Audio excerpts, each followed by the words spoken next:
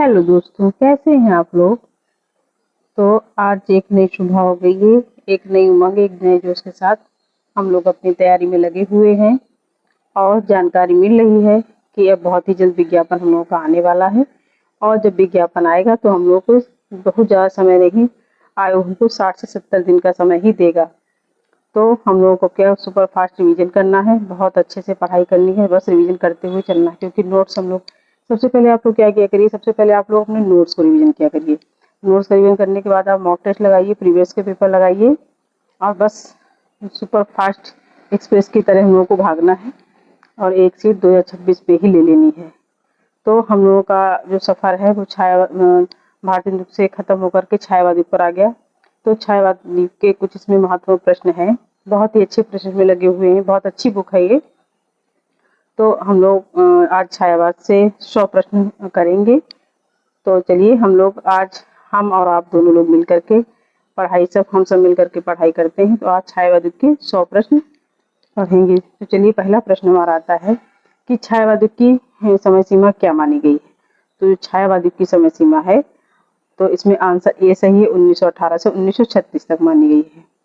अगला प्रश्न है कि डॉक्टर नगेंद्र के अनुसार छायावाद की समय सीमा क्या मानी गई है। तो डॉक्टर नगेंद्र का जब पूछेगा तो 1918 से 1938 बतानी है। अगला प्रश्न है पूर्वाभास किसकी रचनाओं में मिलता है। तो जो छायावाद इस काल में पूर्वाभास का जो मिलता है समय, वो मुकुटधर पांडे की रचनाओं में मिलता है। अगला प्रश्न है छायावाद को स्थूल के पे सूक्ष्म का विद्रोह किसने कहा। तो ये हमारे डॉक्टर नगेंद्र ने छायावाद को स्थूल के पे सूक्ष्म का विद्रोह कहा है। अगला प्रश्न है जब आत्मा की छाया परमात्मा में और परमात्मा की छाया आत्मा में पड़ने लगती है तब छायावाद की सृष्टि होती है। उपरोक्त कथन किसका है। तो ये कथन डॉक्टर रामकुमार वर्मा का है। अगला प्रश्न हमारा है कि छायावाद शब्द का प्रयोग रहस्यवाद और पद्धति विशेष के रूप में किसने किया था। तो आचार्य रामचंद्र शुक्ल ने किया था। आंसर हमारा ए सही है। तो छायावाद को छायावाद नाम किसने दिया। तो छायावाद को छायावाद नाम मुकुटधर पांडे ने दिया। विकल्प हमारा सी सही है। अगला प्रश्न है छायावाद का सर्वप्रथम प्रयोग किस आलोचक ने किया था। तो छायावाद का सर्वप्रथम प्रयोग जो किया था वो मुकुटधर पांडे ने किया था। इसमें आंसर गलत दिया हुआ है, तो इसमें आंसर ए सही है। अगला प्रश्न है छायावाद की पहली रचना कौन सी मानी जाती है। तो जयशंकर प्रसाद की रचना जो झरना है वो छायावाद की पहली रचना मानी जाती है। विकल्प इसमें डी सही है। अगला प्रश्न है यथार्थवाद और छायावाद निबंध के रचयिता कौन है। तो ये हमारे जयशंकर प्रसाद है। विकल्प ए सही है। अगला प्रश्न है कि आधुनिक काल की किस काव्यधारा में रहस्यवाद की भावना पाई जाती है। तो रहस्यवाद की जो भावना पाई जाती है वो छायावाद में पाई जाती है। छायावाद की जो कवित्री हैं महादेवी वर्मा, उनको रहस्यवादी कवित्री कहा जाता है। अगला प्रश्न है तो विकल्प इसमें हमारा सी सही है। अगला प्रश्न है कि छायावाद में कायिक भावनाओं का पृष्ठपोषण किस आलोचक ने किया था। तो विकल्प बी सही, आचार्य रामचंद्र शुक्ल ने किया था। अगला प्रश्न है कि छायावाद की लघुत्रयी में कौन नहीं आता। तो जो छायावाद की लघुत्रयी है उसमें हमारे प्रसाद जी इसमें नहीं आते। जयशंकर प्रसाद जी छायावाद की लघुत्रयी में नहीं आते। जितने भी इसे महादेवी वर्मा और माखनलाल चतुर्वेदी और रामकुमार वर्मा, ये हमारे छायावाद की लघुत्रयी में आते हैं। अगला प्रश्न है कि नंदलाल वाजपेयी ने इनमें से किसे छायावाद का प्रवर्तक स्वीकार किया है। तो नंदलाल वाजपेयी जो है छायावाद का जो प्रवर्तक मानते हैं सुमित्रानंद पंत को मानते हैं। विकल्प सी सही है। अगला प्रश्न है कि माखनलाल चतुर्वेदी को किसने छायावाद का प्रवर्तक माना है। तो प्रभाकर माचवे ने। इसमें एक ट्रिक है आप लोगों को कि अगर प्रभाकर माचवे पूछे कि माखनलाल चतुर्वेदी को किसने छायावाद का प्रवर्तक, तो माँ से माखनलाल चतुर्वेदी और प्रा से प्रभाकर माचवे, तो इन्होंने छायावाद को, जो प्रभाकर माचवे ने माखनलाल चतुर्वेदी को छायावाद का प्रवर्तक स्वीकार किया है। अगला प्रश्न है इनमें से किसने छायावाद को अनुयुक्ति पद्धति कहा। तो छायावाद को अनुयुक्ति पद्धति हमारे महावीर प्रसाद द्विवेदी ने कहा। विकल्प बी सही है। अगला प्रश्न है कि छायावाद की व्रतत्रयी में कौन नहीं आता। तो छायावाद की जो व्रतत्रयी में हमारे प्रसाद पंत निराला आते हैं, महादेवी वर्मा नहीं आती हैं। विकल्प डी सही है। अगला प्रश्न है कि छायावाद के ब्रह्मा विष्णु महेश क्रमशः कौन माने जाते हैं। तो विकल्प ए सही है, प्रसाद पंत निराला, ये छायावाद के ब्रह्मा विष्णु महेश हैं। अगला प्रश्न है कि छायावाद मूलतः शक्ति काव्य है, किसने कहा था। यानी कि छायावाद को शक्ति काव्य किसने कहा। तो रामसूत्र चतुर्वेदी ने कहा था। विकल्प बी सही है। अगला प्रश्न है कि सुशील कुमार सिंह ने सरस्वती में हिंदी में छायावाद शीर्षक से एक लेख का प्रकाशन किस वर्ष करवाया था। तो 1920 में करवाया था। विकल्प सी सही है।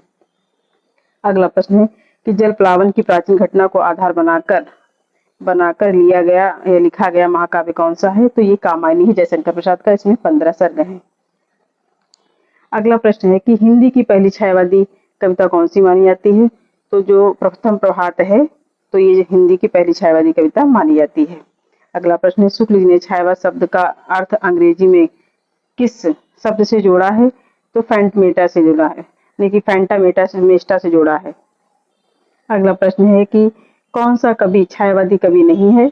तो इसमें कौन छायावादी कवि? प्रसाद पंत निराला है। मैथिली गुप्त ये छायावाद के कवि नहीं है, द्विवेदी के कवि हैं। अगला विकल्प डी सही है। अगला प्रश्न है चित्रात्मक भाषा काव्य लाक्षणिक पदावली किस युग की कविता की प्रमुख विशेषता थी? तो ये जो विशेषता है वो छायावाद युग की विशेषता थी। विकल्प सी सही है। अगला प्रश्न है कि प्रसाद जी ने किस दर्शन से प्रभावित हो? जयशंकर प्रसाद जी किस दर्शन से प्रभावित थे? तो ये शैव दर्शन से प्रभावित थे। विकल्प सी सही है। अगला प्रश्न है कि निम्नलिखित में से किसने जयशंकर प्रसाद को छायावाद का प्रवर्तक स्वीकार किया है? तो इलाचंद जोशी ने छायावाद का जो प्रवर्तक है वो जयशंकर प्रसाद को स्वीकार किया। विकल्प बी सही है। अगला प्रश्न है कि छायावाद की मूल चेतना किस शब्द समूह के में अधिक व्यक्त होती है? तो छायावाद की जो मूल चेतना है वो मानवीकरण की चेतना है। विकल्प बी सही है। अगला प्रश्न है मुकुंदर पांडे का लेख छायावाद शीर्षक से किस पत्रिका में प्रकाशित हुआ? तो ये श्री शारदा पत्रिका है, उसमें मुकुंदर पांडे का लेख प्रकाशित हुआ। विकल्प बी सही है। अगला प्रश्न है कि छायावाद में वक्रता का वैभव मिलता है, प्रसाद के काव्य में किसका उत्कर्ष मिलता है? तो प्रसाद के काव्य में अभिव्यंजनावाद का जो है वैभव मिलता है। ये विकल्प बी सही है। अगला प्रश्न है कलाधर ने लिखा कि कलाधर उपनाम से कौन कविता करता था? तो हमारे ये जयशंकर प्रसाद जी थे। विकल्प बी सही है। अगला प्रश्न है किस कवि के बचपन का नाम झारखंडी था? तो जयशंकर प्रसाद का नाम के बचपन का नाम झारखंडी था। क्योंकि झारखंडी नाम इनका क्यों पड़ा? ये इनके नटखट स्वभाव के कारण इनका नाम झारखंडी पड़ा। विकल्प बी सही। अगला प्रश्न है किस कवि के बचपन का नाम झारखंडी था? तो फिर वही रिपीट हो गया प्रश्न जयशंकर प्रसाद के। अगला प्रश्न कामायनी का प्रकाशन वर्ष क्या था? तो 1936। अगला प्रश्न है कि कामायनी में कितने सर्ग हैं? तो कामायनी में 15 सर्ग हैं। विकल्प डी सही है। अगला प्रश्न है कामायनी को छायावाद का उपनिषद किसने कहा? तो छायावाद तो ये जो हमारी शांतिप्रिय द्विवेदी हैं उन्होंने कामायनी को छायावाद का उपनिषद कहा। विकल्प ए सही। अगला प्रश्न है कामायनी में निर्वेद सर्ग के बाद कौन सा सर्ग आता है? तो निर्वेद के बाद हमारा दर्शन आता है। विकल्प डी सही है। अगला प्रश्न है कि इस करुणा कलित हृदय में अब विकल रागिनी बसती, क्यों हाहाकार स्वरों में वेदना असीम बरसती। इन पंक्तियों के रचनाकार कौन है? तो ये हमारे जयशंकर प्रसाद हैं। विकल्प ए सही है। अगला प्रश्न है कामायनी की भाषा क्या थी? तो कामायनी की जो भाषा है जयशंकर प्रसाद की जो महाकाव्य है कामायनी, उसकी भाषा खड़ी बोली थी। अगला प्रश्न है कामायनी की श्रद्धा किसका प्रतीक थी? तो श्रद्धा हमारी हृदय का प्रतीक है। विकल्प ए सही है। अगला प्रश्न है कि कामायनी को मानवता के रसात्मक इतिहास की संज्ञा प्रदान की किसने? तो ये आचार्य रामचंद्र शुक्ल ने की। ये बहुत ही अच्छा प्रश्न, बहुत ही इंपॉर्टेंट प्रश्न है। वेरी वेरी इंपॉर्टेंट प्रश्न है। इसको आप लोग अच्छे से पढ़ लीजिएगा। अगला प्रश्न है जयशंकर प्रसाद की किस कृति को पहले ब्रजभाषा में बाद में खड़ी बोली में रूपांतरित कर दिया गया था? तो जो जयशंकर प्रसाद की रचना प्रेम पथिक थी उसको बाद में खड़ी बोली में रूपांतरित कर दिया गया था ब्रजभाषा से। तो विकल्प ए सही है। अगला प्रश्न है लहरे ब्योम चूमती उठती चपलाएं असंख्य नाचती पंक्ति किस कृति से ली गई है? तो जयशंकर प्रसाद की रचना कामायनी से ली गई है। अगला प्रश्न विकल्प बी सही। अगला प्रश्न है झरना को छायावाद की प्रथम प्रयोगशाला का प्रथम आविष्कारक किसने माना है? तो ये हमारे नंदलाल वाजपेयी ही उन्होंने माना है। विकल्प सी सही है। अगला प्रश्न है कि प्रसाद जी ने निम्नलिखित रचनाओं के प्रकाशन वर्ष को छांटिए। तो इसमें जो प्रकाशन वर्ष है उर्वशी का जो प्रकाशन हुआ तो 1909 में हुआ था। करवाले जयशंकर प्रसाद की रचना उसका प्रकाशन 1912 में हुआ। तो झरना का प्रकाशन 1918 में है। तो आंसू जो उनकी रचना है किसी जयशंकर प्रसाद की, इसका प्रकाशन 1923 में हुआ था। और लहर का जो प्रकाशन हुआ 1933 में हुआ। कामायनी का प्रकाशन 1936 में हुआ। 1936 में हुआ।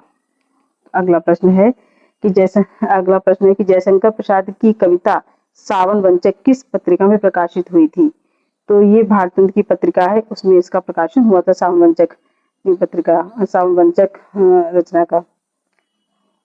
अगला प्रश्न है, सॉरी ये प्रश्न थोड़ा गलत लग रहा है, इसको दोबारा देखते हैं। जयशंकर प्रसाद की प्रथम कविता सावन वंचक किस पत्रिका में प्रकाशित हुई थी? तो ये भारतंत्र पत्रिका में प्रकाशित हुई थी। विकल्प हमारा बी सही है। अगला प्रश्न है कि प्रसाद की उर्वशी का प्रकार क्या था? उर्वशी किस प्रकार का? तो उर्वशी एक चंपू काव्य है। चंपू काव्य किसको कहते हैं? चंपू का गद्य पद्य मिश्र रचना को हम चंपू काव्य कहते हैं। तो विकल्प सी सही है। अगला प्रश्न है, प्रसाद जी का खड़ी बोली का प्रथम काव्य संग्रह कौन सा है? तो ये कानन कुसुम जो रचना है वो खड़ी बोली का प्रथम काव्य संग्रह, विकल्प बी सही है। अगला प्रश्न है, प्रसाद जी के किस काव्य को हिंदी का मेघदूत कहा जाता है? तो जो आंसू है जयशंकर प्रसाद की रचना, उसको हिंदी का मेघदूत कहा जाता है, विकल्प बी सही है। अगला प्रश्न है कि शेर सिंह का शस्त्र समर्पण प्रसाद की किस रचना में संकलित है? तो ये लहर में संकलित है, विकल्प ए सही है। अगला प्रश्न है, कामायनी का चिंता सर्वप्रथम किस पत्रिका में प्रकाशित हुआ था? तो ये सुधा नाम की पत्रिका, वेरी इंपॉर्टेंट प्रश्न है, बहुत ही अच्छा क्वेश्चन है, आप इसको अच्छे से पढ़ लीजिएगा, बहुत अच्छे से इसको रट लीजिए, तो विकल्प बी सही है। अगला प्रश्न है, कामायनी की रचना किस छंद में हुई है? तो कामायनी की जो रचना हुई वो ताटक छंद में हुई थी, ताटक छंद में 14 मात्राएं होती हैं, विकल्प सी सही है। अगला प्रश्न है कि अधरों में राग अमंद पिए, अलकों में मलयज बंद किए, तो अब तक सोई है आली, आंखों से भरे बिहगरी बिहागरी, उपरोक्त पंक्ति प्रसाद जी की किस कविता से ली गई है? तो जो ये कविता लहर है उससे इन पंक्तियों को लिया गया, विकल्प सी सही है। अगला प्रश्न है, किसने छायावाद को मध्वाचार्य कहा है? तो ये हमारे आचार्य रामचंद्र शुक्ल जी है, उन्होंने कहा, विकल्प डी सही है। अगला प्रश्न है कि इस करुणाकृत हृदय में अब विकल रागिनी बसती, क्यों हाहाकार शुरू में वेदना असीम गरजती, उपरोक्त पंक्ति प्रसाद जी की किस रचना से ली गई है? तो विकल्प हमारा ए सही, आंसू से ली गई है, आंसू जयशंकर प्रसाद की रचना है। अगला प्रश्न है, तुम भूल गए पुरुषोत्तमों में कुछ सत्ता है नारी की, कि समरसता है संबंध बनी अधिकार और अधिकारी की, किस ग्रंथ से ये पंक्तियां ली गई हैं? तो कामायनी की रचना कामायनी से ली, जैसे सरस्वती महाकाव्य कामायनी से ली गई है, कामायनी का प्रकाशन 1936 में हुआ था। अगला प्रश्न है कि निम्नलिखित पंक्तियों में कामायनी का अंतिम छंद कौन सा है? तो इसमें जो अंतिम छंद, विकल्प सी सही है कि समरसत थे जड़ या चेतन, ये इनकी अंतिम पंक्ति, कामायनी की अंतिम पंक्तियां, विकल्प सी सही है। अगला प्रश्न है कि सूर्यकांत त्रिपाठी निराला का जन्म कहाँ हुआ था? तो ये बंगाल के महिषादल में हुआ था, विकल्प सी सही है। अगला प्रश्न है कि किस छायावादी कवि को महाप्राण कहा जाता है? तो सूर्यकांत त्रिपाठी निराला को महाप्राण की संज्ञा दी गई है, इनके मित्र ने दी है, विकल्प बी सही है। अगला प्रश्न है कि निराला का प्रथम काव्य संग्रह कौन सा है? तो जो निराला का प्रथम काव्य संग्रह अनामिका है, सॉरी, इनका जूही की कली है, जो 1916 में प्रकाशित हुई। अगला प्रश्न है कि निराला की लंबी कविताओं में लंबी कविता नहीं है, कौन सी लंबी? जो भिक्षुक है इनकी लंबी कविता नहीं, बाकी सरोज स्मृति, राम की शक्ति पूजा, कुकुरमुत्ता, ये सारी लंबी कविताएं हैं, विकल्प डी सही, भिक्षुक इसमें लंबी कविता नहीं है। अगला प्रश्न है कि अनामिका का द्वितीय संस्करण कब प्रकाशित हुआ था? तो अनामिका का जो द्वितीय संस्करण है वो 1938 में प्रकाशित हुआ, विकल्प डी सही है। अगला प्रश्न, निराला का उपनाम क्या था? तो निराला का जो उपनाम था वो गरगज सिंह था, विकल्प सी सही है। अगला प्रश्न है कि जो जन्म हुआ था सूर्यकांत निराला, कहते हैं कि सूर्यकांत त्रिपाठी निराला का जन्म रविवार के दिन हुआ था, इसीलिए इनको सूर्य कुमार का, इनके बचपन का नाम सूर्य कुमार रखा पड़ा था। अगला प्रश्न है कि प्रिय स्वतंत्र रव अमृत मंत्र नव पंक्ति के रचनाकार कौन थे? ये हमारे सूर्यकांत त्रिपाठी निराला, विकल्प डी सही। अगला प्रश्न है कि रवड़ छंद या केचो छंद किस कवि की कविताओं के लिए कहा गया है? तो सूर्यकांत त्रिपाठी निराला की कविताओं के लिए रवड़ या केचो छंद कहा जाता है, तो विकल्प ए सही है। विकल्प अगला प्रश्न हमारा है कि ये कान्य कुब्ज कुल कलांगार खाकर पत्तल में करते हैं छेद, पंक्ति किस रचना से संबंधित है? तो ये सूर्यकांत त्रिपाठी निराला की रचना सरोज स्मृति, उससे ये रचनाओं को लिया गया है। अगला प्रश्न है कि दिक जीवन जो पाता ही आया विरोध, दिक साधन जिसके लिए किया सदा ही शोध, पंक्ति किस रचना से संबंधित है? तो ये राम की शक्ति पूजा से संबंधित है, विकल्प डी सही है। अगला प्रश्न है कि निराला की कविता जूही की कली पर अश्लीलता का आरोप लगाकर किसने छापने से मना कर दिया था या उनकी रचनाओं को छापने वापस कर दिया था? तो विकल्प हमारा इसमें सी सही है कि महाप्रसाद द्विवेदी ने इनकी रचनाओं को नहीं छापा था। अगला प्रश्न है निराला ओज और दातव्य विद्रोह के कवि हैं, किसका विचार है? तो ये हमारे रामविलास शर्मा का, विकल्प बी सही है। अगला प्रश्न है कि मैंने मैं शैली अपनाई किसकी पंक्तियां हैं? तो ये भी पंक्तियां सूर्यकांत त्रिपाठी निराला की, विकल्प बी सही। अगला प्रश्न है कि कुकुरमुत्ता में कुकुरमुत्ता किसका प्रतीक है? तो जो विकल्प हमारा सी सही इसमें है कि सर्वहारा जो संस्कृति का प्रतीक है कुकुरमुत्ता। अगला प्रश्न है कि तुलसीदास खंडकाव्य में कितने छंदों का संयोजन किया गया था? तो इसमें 101 छंदों का संयोजन किया गया था, विकल्प बी सही है। अगला प्रश्न है कि देखते नहीं मेरे पास एक कवि की वाणी है, कलाकार के हाथ है, पहलवान की छाती है और फिलासफर के पैर हैं। प्रस्तुत कथन किसका था? तो ये प्रस्तुत जो कथन है वो सूर्यकांत त्रिपाठी निराला का है। विकल्प बी सही है। अगला प्रश्न है कि निम्नलिखित में से लिखा कि निराला की निम्नलिखित कविताएं उनके किस काव्य संग्रह में संग्रहित हैं? तो ये इनकी रचना है सर्वस्मृति, जो रचना है इनकी वो अनामिका में संग्रहित। सर्वस्मृति का जो वो क्या हुआ संग्रहित हुआ है, संग्रह हुआ है वो अनामिका में हुआ। विकल्प बी सही है। अगला प्रश्न है कि वह तोड़ती पत्थर किसमें संग्रहित है? ये भी अनामिका में, काव्य संग्रह अनामिका में हुआ। विकल्प सी सही है। बादल राग कविता किसमें संग्रहित है? तो ये परिमल में संग्रहित है। जूही की कली का संग्रह किस कविता में हुआ है? तो ये परिमल में हुआ। निराला की रचना परिमल में हुआ है। अगला प्रश्न है कि राम की शक्ति पूजा का जो संग्रह हुआ किसमें हुआ? तो वो अनामिका में हुआ। विकल्प सी सही है। अगला प्रश्न में है कि निराला की निम्न रचनाओं का प्रकाशन वर्ष क्या सही है? विकल्प जूही की गली का प्रकाशन 1916 में हुआ। विकल्प बी सही है। अनामिका का प्रकाशन 1923 में हुआ था, पहला प्रकाशन। दूसरा विकल्प हमारा तीसरा सही है कि राम की शक्ति पूजा का प्रकाशन कब हुआ? तो 1936 में। अगला प्रश्न है कि नए पत्ते निराला की रचना है, इसका प्रकाशन 1946 में हुआ। गीतिका सूर्यकांत त्रिपाठी निराला की रचना है, इसका प्रकाशन भी 1936 में। नए पत्ते का प्रकाशन 1946 में हुआ और गीतिका का प्रकाशन 1936 में हुआ। अगला प्रश्न है कि सांध्य भी सूर्यकांत त्रिपाठी निराला की रचना है, इसका प्रकाशन 1969 में हुआ। अगला प्रश्न है कि जीर्ण बाहु है शीर्ण शरीर, तुझे बुलाता कृषक अधीर, हे विप्लव के वीर, पंक्ति निराला की किस रचना से ली गई है? तो ये निराला की रचना बादल राग से ये पंक्तियां ली गई हैं। विकल्प बी सही है। अगला प्रश्न है कि निराला वस्तु इस प्रदर्शनी कविता की धनी है। ये अगला प्रश्न है कि निराला बहु वस्तु इस प्रदर्शनी कविता की धनी है, ये कथन निराला के संबंध में किसने कहा था? तो ये कथन आचार्य रामचंद्र शुक्ल का है। विकल्प डी सही है। अगला प्रश्न है राम की शक्ति पूजा का मूल आधार क्या था? तो जो राम की शक्ति पूजा सूर्यकांत निराला की, इसका जो मूल आधार है वो कृतिवास रामायण है। विकल्प सी सही है। अगला प्रश्न है कि निराला अपना आध्यात्मिक गुरु किसे मानते थे? तो निराला जो थे वो अपना आध्यात्मिक विवेकानंद को मानते थे। विकल्प सी सही। अगला प्रश्न है कि विधवा को इष्ट देव के मंदिर की पूजा से किसने माना था? तो ये सूर्यकांत त्रिपाठी निराला में था। विकल्प डी सही है। अगला प्रश्न है कि राम की शक्ति पूजा में निराला की 2 कविताओं का सार तत्व समाहित है, वो कविताएं कौन सी हैं? तो विकल्प डी सही। इसमें जागो फिर एक बार और तुलसीदास, ये राम की शक्ति पूजा में निराला की 2 कविताएं का सार तत्व समाहित है।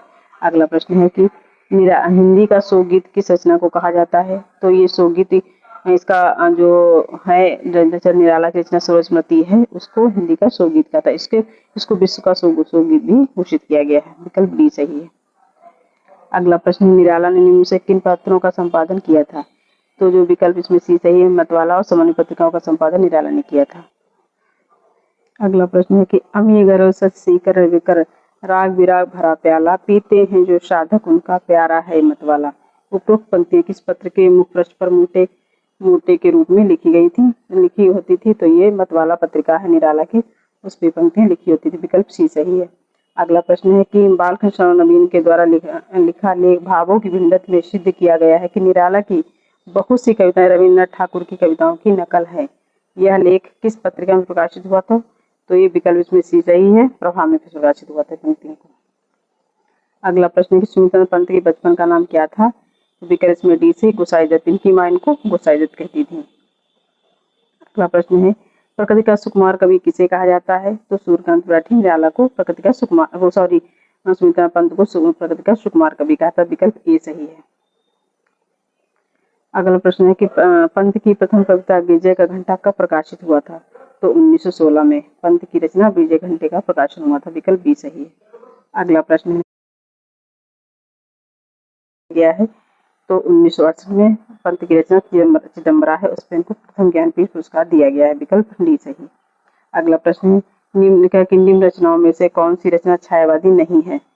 तो ग्रंथि, पल्लव, गुंजन और वीणा ये इनकी छायावादी रचना है, लेकिन युगांत है ये इनकी प्रगतिवादी रचना है। विकल्प डी सही है। अगला प्रश्न है कि पंत की कौन सी रचना प्रगतिवादी है? तो पंत की रचना युगवाणी जो है, युगांत, युगवाणी और ग्राम्य ये इनकी प्रगतिवादी रचना है। विकल्प डी सही है।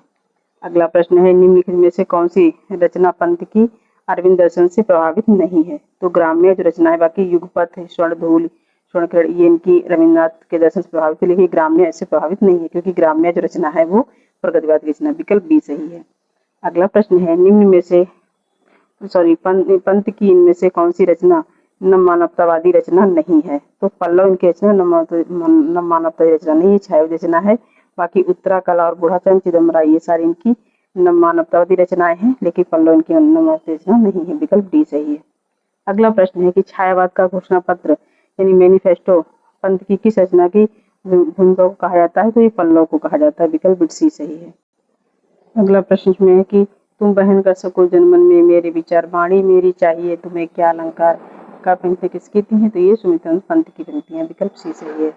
अगला प्रश्न है कि निम्न से किस कवि पर भौतिक दर्शन के साथ साथ अरविंद दर्शन का भी सर्वाधिक प्रभाव पड़ा? तो पंत की रचना है, तो विकल्प हमारा ए सही, पंत की रचनाओं पर इनका प्रभाव पड़ा, विकल्प ए सही है। अगला प्रश्न है कि पंत ने किस रचना में कालांकार करके भवन पर प्रकृति का मनोरम चित्रण किया है? ये प्रश्न दोबारा पढ़ती हूँ कि पंत ने किस रचना में कालांकार करके भवन पर प्रकृति के मनोरम चित्रण किया है? तो ये पंत की जो रचना है नौका विहार में इसका चित्रण किया गया है, विकल्प डी सही है। अगला प्रश्न है पंत की कौन सी रचना अस्पर प्रेम की कहानी मानी जाती है? तो ये जो ग्रंथ रचना है, विकल्प सी सही में ग्रंथ रचना है, अस्पर प्रेम की एक कहानी मानी जाती है। अगला प्रश्न हमारा है कि कला और बूढ़ा चांद के लिए कौन सा पुरस्कार प्रदान किया गया था? तो सुमित्रानंद पंत को साहित्य अकादमी पुरस्कार दिया गया था कला और बूढ़ा चांद पे, विकल्प बी सही है। अगला प्रश्न है निम्न में से किस कवि को संवेदनशील इंद्रियबोध का कवि कहा जाता है? तो ये विकल्प में डी से, पंत को संवेदनशील इंद्रियबोध का कवि कहा जाता है, तो विकल्प हमारा डी से है।